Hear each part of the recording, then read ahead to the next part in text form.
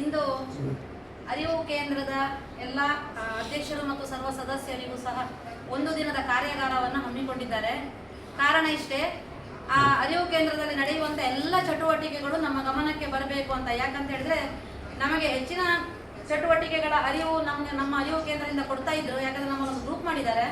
ಆದರೂ ಸಹ ಕೆಲವೆಲ್ಲ ಅಲ್ಲಿ ಈಗ ಬಿಕನಿ ಗ್ರಂಥಾಲಯ ಅಂತ ಹೇಳಿದ್ರು, ಅಂಥದ್ದೆಲ್ಲ ನಮಗೆ ಗೊತ್ತಿರಲಿಲ್ಲ. ಆಮೇಲೆ ಜೋಳಿಗೆ ಅನ್ನುವಂಥದ್ದು, ಅದೆಲ್ಲ ಶಬ್ದಗಳು ಇವತ್ತು ಹೊಸತು ಅಥವಾ ಹೊಸ ಒಂದು ಪರಿಕಲ್ಪನೆಗಳನ್ನು ನಾವಿಂದು ತಿಳ್ಕೊಂಡಿದ್ದೇವೆ. ಹಾಗಾಗಿ ಸಾಕಷ್ಟು ಮಾಹಿತಿಗಳನ್ನು ಪಡೆದಿದ್ದೇವೆ. ಈ ಮಾಹಿತಿಗಳನ್ನು ನಮ್ಮ ಶಾಲಾ ಮಕ್ಕಳ ಮೂಲಕ ಆ ಗ್ರಂಥಾಲಯದಲ್ಲಿ ದೊರೆಯುವ ಎಲ್ಲ ಸೌಕರ್ಯಗಳನ್ನು ನಮ್ಮ ಮಕ್ಕಳು ಉಪಯೋಗಿಸಿಕೊಳ್ಳುವಂತೆ, ಜೊತೆಗೆ ನಮ್ಮ ಶಾಲಾ ಮಕ್ಕಳು ಅವರ ಮನೆಗಳಿಗೆ ಹೋಗಿ ಅವರ ಆಚೆ ಈಚೆ ಮನೆಯವರಿಗೂ ಸಹ ವಿಷಯವನ್ನು ತಲುಪಿಸುವಂತೆ ಮಾಡುವ ಒಂದು ಪ್ರಯತ್ನವನ್ನು ನಾವು ಮಾಡ್ತೇವೆ.